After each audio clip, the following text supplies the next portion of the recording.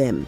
For over a decade, Nigerians have been told that their government is fighting terrorists. Billions of dollars have been spent. Thousands of soldiers have died. Millions have been displaced. Yet, the killings never stop.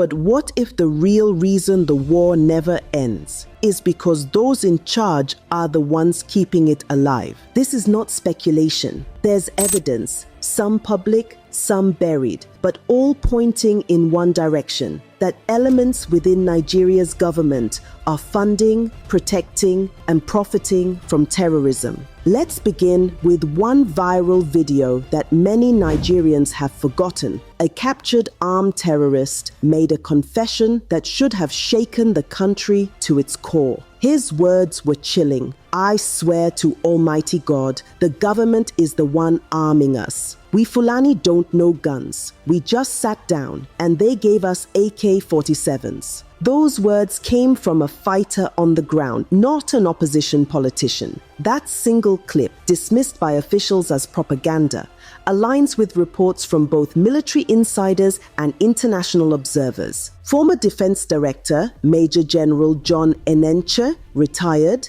and security analysts have publicly said that the Nigerian government knows the sponsors of terror but refuses to prosecute them. A 2021 Punch report quoted retired Navy Commodore Kunle Olawunmi saying, "They know the names of the sponsors." The Department of State Services, DSS, has the list, but the government lacks the courage to act. This confession wasn't new. For years, Nigerian security officials and insiders have quietly said the same thing, that the state is protecting those who fund the violence. In 2022, the United Arab Emirates released a list of 6 Nigerians it found guilty of funding Boko Haram. The list came after a lengthy investigation involving the United States Treasury and international banking systems. These men were convicted in a UAE court, their accounts frozen, and their networks exposed. But back home, nothing happened. The Nigerian government didn't arrest them. It didn't even open a local investigation. The US Treasury Department publicly released the same names under its sanctions list, warning that these individuals were operating with the knowledge of high-level political cover. Still, nothing. That silence was not an oversight. It was a decision. Terrorism is expensive. Guns, vehicles, logistics, ransom payments, they all cost money. And that money doesn't move through the desert. It moves through banks. According to Premium Times and Reuters, Nigerian banks have handled suspicious transactions linked to ransom payments, gold smuggling, and arms importation. The United States even shared intelligence with Nigeria's financial agencies, identifying accounts suspected of terrorism financing. But no prosecutions followed. The Economic and Financial Crimes Commission, EFCC, knows the accounts. The Department of State Services, DSS, knows the names. Yet no one acts. Because in Nigeria, terrorism isn't just a crime,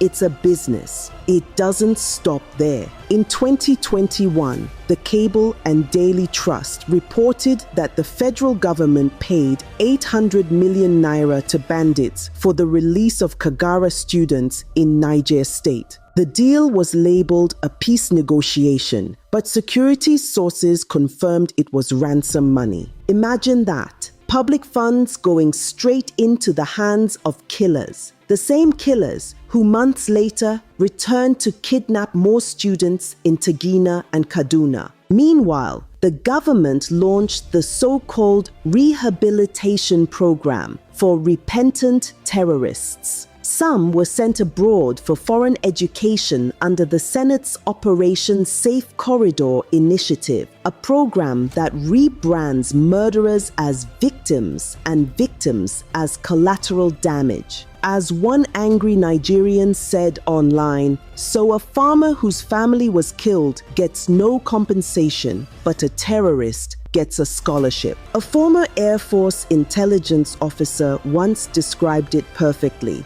This government is fighting terrorism with one hand and feeding it with the other. The deeper you look, the clearer it becomes that this is not negligence, it's partnership. In 2021, Nigeria's Minister of Communication, Isa Ali Pantami, faced global outrage after reports surfaced of his past sympathies for jihadist groups. Old sermons where he praised Al-Qaeda and the Taliban resurfaced, and citizens demanded his resignation. He admitted making mistakes, but remained in office, shielded by the presidency. To the international community, this was a red flag. A man once accused of sympathizing with global terror networks remained part of the same government claiming to fight terrorism. Olai Mohammed, the then Minister of Information, who in 2023 publicly admitted that Christians were indeed being targeted in Nigeria, effectively confirming what the government had denied for years. Yet again, no action followed.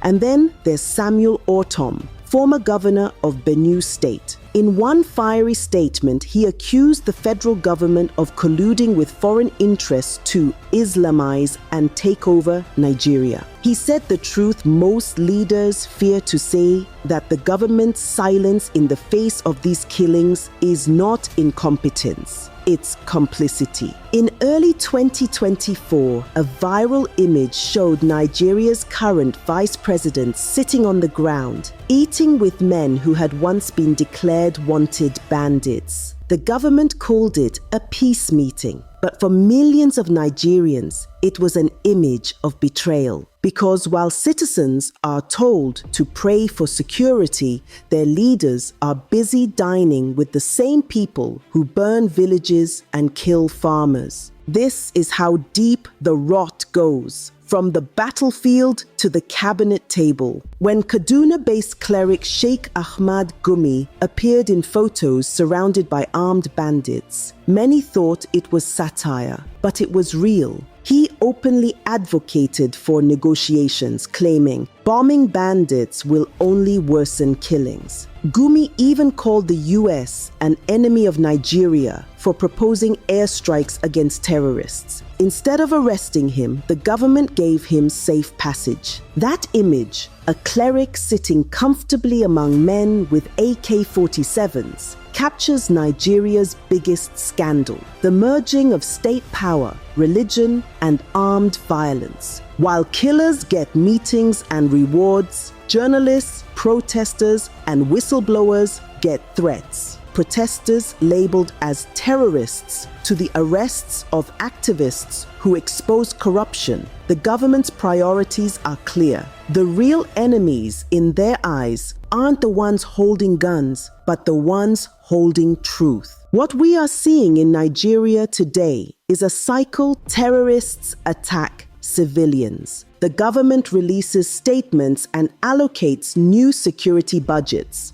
Part of those funds are siphoned off through fake defense contracts and corrupt procurement. The rest ends up paying ransoms, buying silence, and arming the next set of killers. Every tragedy becomes an opportunity to make money. Every crisis becomes a contract. That is why the war never ends. It was never meant to. The UAE released its list of terror financiers. The US raised alarms. The EU called for independent investigations. But the only reaction from the Nigerian government was that such reports were damaging Nigeria's image. But let's be honest, what image is left to damage? Soldiers die in ambushes because their rifles jam. Villagers are forced to pay protection money to armed groups, and the same terrorists are invited to peace meetings. It's not the reports damaging Nigeria's image, it's the reality.